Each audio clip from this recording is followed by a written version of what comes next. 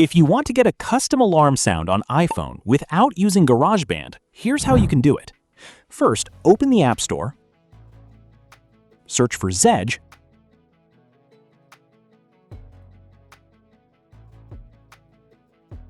and install the app.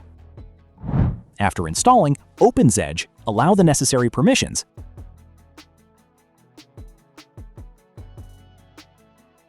and tap on Ringtone.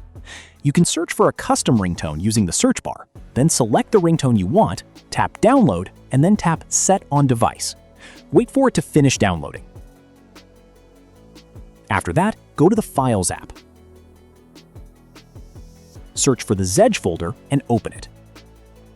Select the ringtone, tap the share icon, then tap View More, and select Use as Ringtone.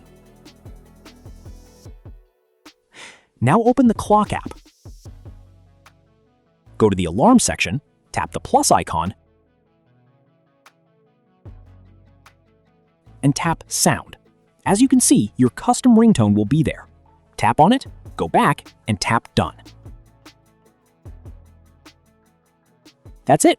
If you found this useful, don't forget to like, share, and subscribe.